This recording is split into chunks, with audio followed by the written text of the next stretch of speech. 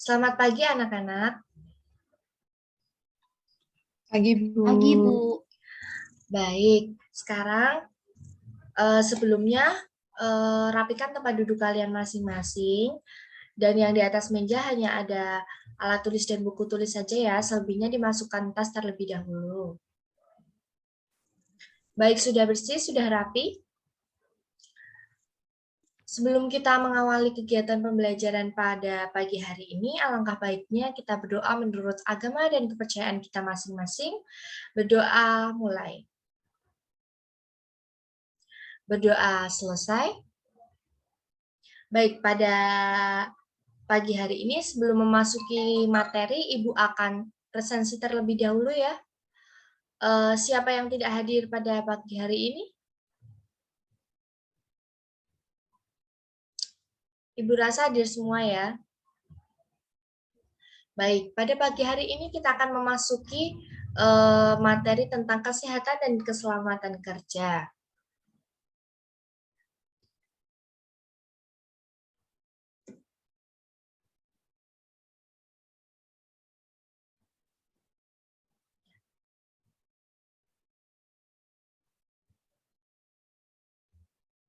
Nah, sebelumnya pasti dari materi yang kemarin yang tusuk dasar dan kelim, pasti kalian sudah melakukan sebuah praktek. Apakah ada yang pernah tertusuk jarum waktu mengerjakan tugas praktek yang kemarin dari Ibu saat menjahit? Pernah, Bu. Nah, apa penyebabnya Mbak Rima bisa tertusuk jarum saat menjahit? Itu, Bu, naruh jarumnya sembarangan. Nah, lain kali jangan sembarangan ya. Untuk itu, Ibu akan jelaskan tentang K3 agar tidak terjadi untuk mencegah kecelakaan-kecelakaan yang ada di saat kita bekerja, tentunya pada menjahit ya. Nah, sebelum masuk materi, Ibu akan jelaskan terlebih dahulu apa sih tujuan pembelajaran kita pada pagi hari ini. Yang pertama yaitu peserta didik dapat menjelaskan pengertian keselamatan dan kecelakaan kerja dengan tepat dan benar. Yang kedua, peserta didik dapat menggambarkan keselamatan kerja dan kecelakaan kerja. Yang ketiga, peserta didik dapat memahami cara pencegahan keselamatan kerja dengan benar dan tepat. Dan yang terakhir, peserta didik dapat bekerja sesuai dengan SOP. Nah, lanjut ke materi. Nah, K3 ini juga diatur dalam undang-undang ya, anak-anak. Nah, undang-undang yang mengatur tentang K3 ini yaitu Undang-Undang Dasar tahun 1945 pasal 27 ayat 2 yang menyatakan bahwa tiap warga negara berhak atas pekerjaan dan penghidupan yang layak bagi kemanusiaan. Baik, lanjut. Nah, di sini ada pengertian keselamatan dan kesehatan kerja. Apa sih itu keselamatan dan kesehatan kerja? Yaitu merupakan suatu kondisi dalam pekerjaan yang sehat dan aman baik bagi pekerjanya, perusahaannya, maupun lingkungan sekitar tempat bekerja atau usaha. Gunanya untuk mencegah setiap ketindakan yang dapat mengakibatkan kecelakaan. Nah, ada manfaat K3. Apa sih manfaat K3 bagi dalam bekerja? Yaitu yang pertama, untuk menjamin kenyamanan pekerja, keamanan pekerja, keselamatan pekerja, dan kesehatan pekerja. Yang kedua, untuk meningkatkan produktivitas kerja. Yang ketiga, mencegah dan mengurangi kerugian yang mungkin timbul karena terjadinya kecelakaan kerja di sebuah perusahaan. Jadi, kalau ada kecelakaan kerja di tempat kita bekerja, pasti akan ada yang terhenti ya, misalnya kita sedang memotong bahan atau menjahit, kalau ada kecelakaan kerja pasti itu akan proses pekerjaannya tidak berjalan lancar sehingga akan mengurangi produktivitas kerjanya. Baik, Ibu lanjut ya. Sebab-sebab terjadinya kecelakaan dalam bekerja.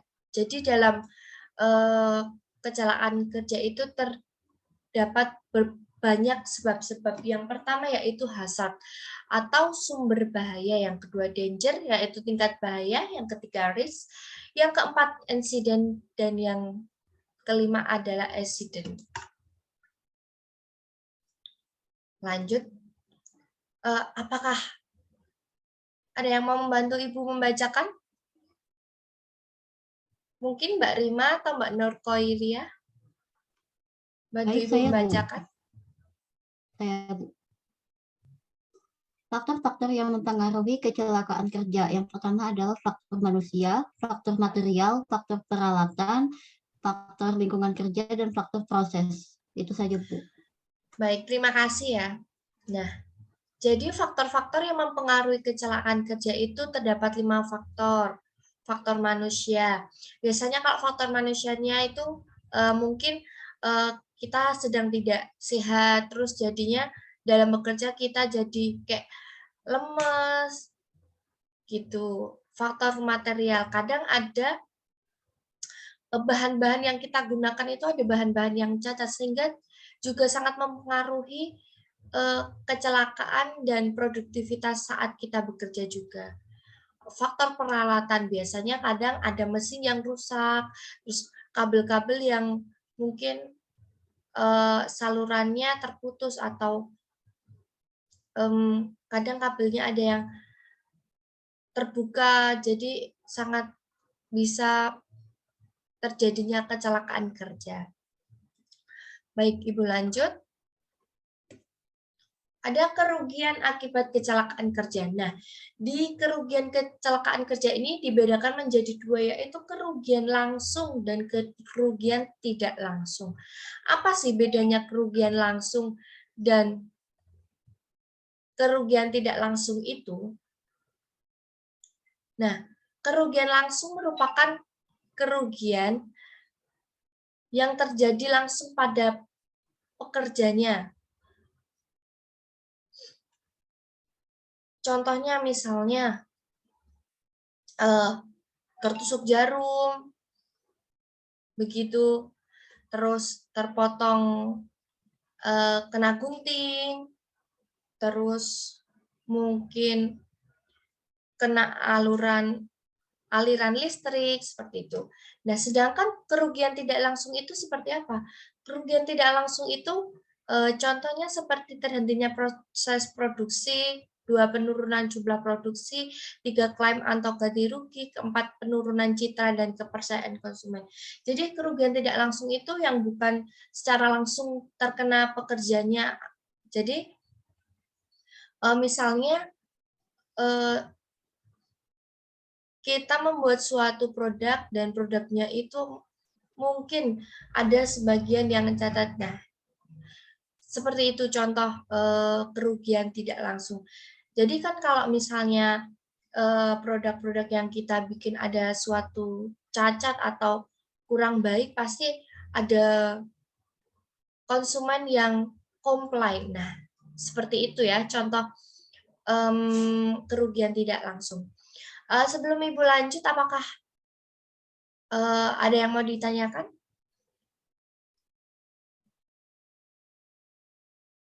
Oke, tidak ada ya kalau diam semua. Nah, Ibu akan lanjut. Pencegahan kecelakaan kerja. Yang pertama yaitu menghormati semua peraturan kesehatan dan keselamatan.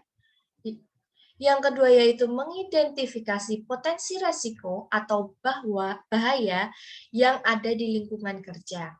Yang ketiga, menceritakan kesadaran di antara rekan kerja tentang pentingnya budaya K3 di tempat kecelakaan kerja saat menjahit dan pencegahannya. Jadi mencegah itu tidak hanya dari diri kita sendiri ya, jadi juga dari semua yang ada di tempat kita bekerja. Nah, yang pertama itu menghormati semua peraturan kesehatan dan keselamatan. Nah, pastinya di tempat kita bekerja itu pasti ada aturan-aturan yang harus kita patuhi. Nah, itu guna untuk mencegah kecelakaan dalam kita bekerja. Lanjut, alat perlindungan diri. Nah, untuk mencegah kecelakaan yang terjadi saat kita bekerja, kita juga harus melindungi diri kita pakai alat pelindungan diri. Nah, adapun macam-macam alat pelindungan diri yaitu yang pertama, ada kacamata pengaman atau safety glass, 2 penutup telinga, ketiga safety helm, yang keempat sepatu karet atau sepatu boot, yang kelima sarung tangan, ke-6 masker, yang ke-7 pelindung wajah atau face shield. Nah, biasanya kita kalau menjahit yang berhijab, yang tidak berhijab biasanya pakai topi atau juga rambutnya dikucir seperti itu, jadinya tidak mengganggu saat bekerja dan bisa melindungi diri dari kecelakaan-kecelakaan. Lanjut, kecelakaan kerja saat menjahit. Banyak ya kecelakaan-kecelakaan kerja saat menjahit itu, yang contohnya yang pertama yaitu tertusuk jarum. Kenapa sih bisa tertusuk jarum saat kita menjahit? Itu ada sebab-sebabnya, yaitu yang pertama konsentrasi saat menjahit. Kadang kita suka tidak konsentrasi atau mengantuk ya biasanya kalau menjahit, jadi bisa terkena jarum. Yang kedua, bila sedang menjahit jangan memasukkan bahan ke mesin dengan tangan terlalu ke depan, karena ada kemungkinan jarum jahit akan mengenai dari tangan. Yang ketiga, kalau mau aman, pastikan mesin saat memasang atau melepas jarum. Jadi sebelum memasang jarum sebaiknya mesin dimatikan. Soalnya biasanya kita tidak konsentrasi terus injakan mesin jahit, nah bisa itu nanti kita tertusuk jarum. Yang terakhir, menggunakan bidal. Bidal itu kayak penutup jari gitu, biar kalau kita mungkin ngesum gitu tidak tertusuk jarum. Lanjut, contoh yang kedua yaitu terkena gunting. Di sini apakah ada yang pernah terkena gunting? Pernah, Bu. Pernah ya? Kenapa Mbak kok bisa terkena gunting itu? Karena saya tidak hati-hati, Bu, pas memotong itu. Nah, baik. Jadi, biar tidak terkena gunting atau untuk mencegah agar kita tidak terkena gunting, yaitu ada yang pertama, tidak meletakkan gunting di atas meja, mesin, atau di pangkuan saat menjahit. Ini sangat bahaya ya kalau kita menaruh gunting sembarangan. Yang kedua, letakkan gunting di laci mesin atau kantong alat yang tersedia di mesin titik jika tubuh tergores gunting. Lanjut, yang ketiga, terpeleset. Nah, di tempat kita bekerja juga bisa terjadi terpeleset ya. Maka hal-hal yang harus kita lakukan yaitu yang pertama, jangan terburu-buru. Jadi apapun itu jangan terburu-buru gitu. Yang kedua, saat berjalan jauh dari air, minyak, atau benda-benda yang dapat mengakibatkan terjadi kecelakaan terpeleset. Yang ketiga, usahakan lantai tempat bekerja dalam keadaan kering. Lanjut, terkena strum listrik. Nah, ini juga sangat bahaya sekali ya saat kita bekerja dalam menjahit, terkena listrik ini bahaya sekali. Nah, bagaimana cara mengatasinya? Yaitu satu, gunakan alas kaki saat menjahit. pasti ya kita kalau menjahit itu harus menggunakan alas kaki. Yang kedua, selalu menggunakan kabel sesuai kebutuhan. Jadi kalau sudah tidak digunakan kabelnya, seharusnya kabelnya itu dicabut dari aliran listrik biar tidak terjadi kecelakaan yang tidak diinginkan. Yang ketiga, pastikan kabel yang digunakan dalam keadaan baik. Nah, ya jangan gunakan kabel jika kabelnya itu ada yang rusak seperti ini sangat bahaya sekali ya. Nah, sampai sini ada yang mau ditanyakan?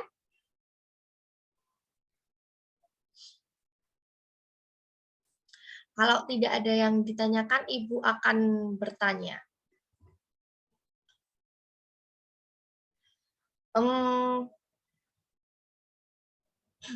Apa pengertian K3 tadi? Siapa yang bisa menjawab?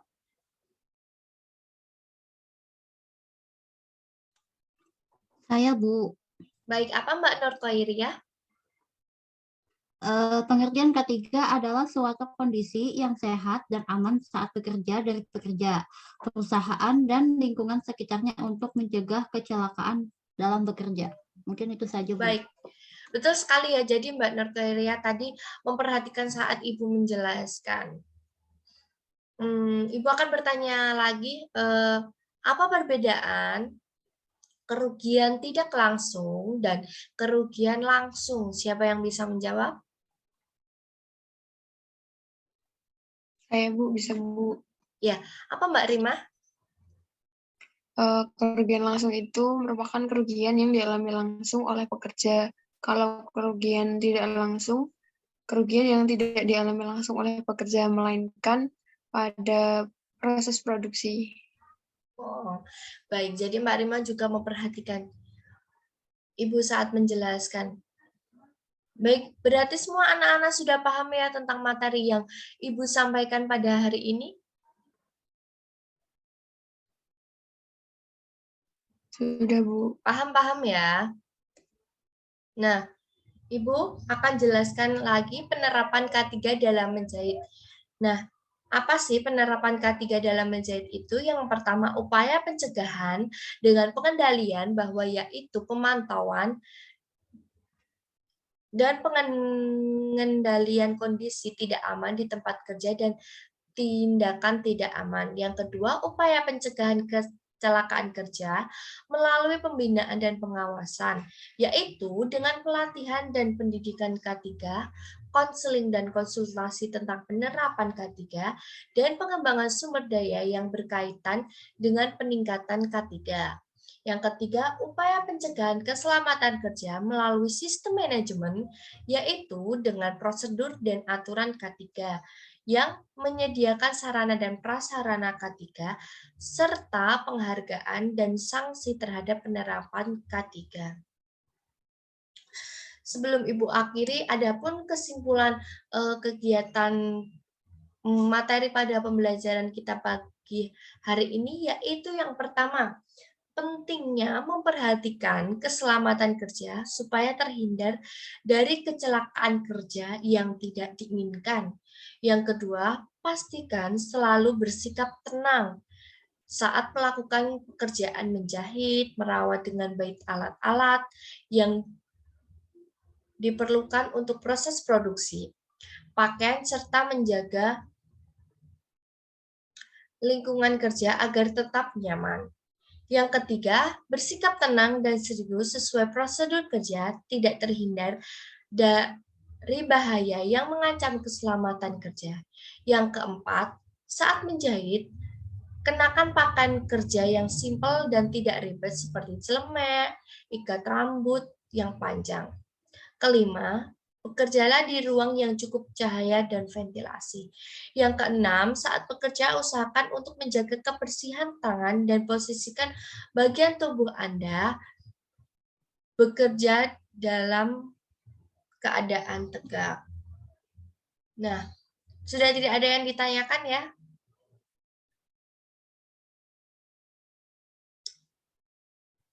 Baik, karena waktu juga sudah mau habis, karena juga tidak ada yang ditanyakan, berarti materi pada pagi hari ini sudah sangat cukup jelas.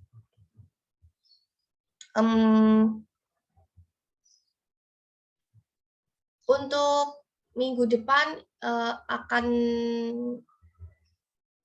masuk materi baru dan nanti Ibu sebelumnya akan share ke grup WhatsApp grup WhatsApp kelas kita. Jadi sebelum masuk materi yang baru untuk minggu depan, kalian pelajari terlebih dahulu ya anak-anak.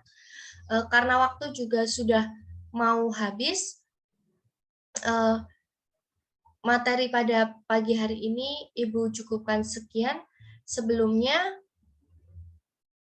Sebelum mengakhiri kegiatan pembelajaran kita pada pagi hari ini, alangkah baiknya kita berdoa menurut agama dan kepercayaan kita masing-masing. Berdoa dipersilahkan. Berdoa selesai. Sampai bertemu di pertemuan minggu depan. Selamat pagi.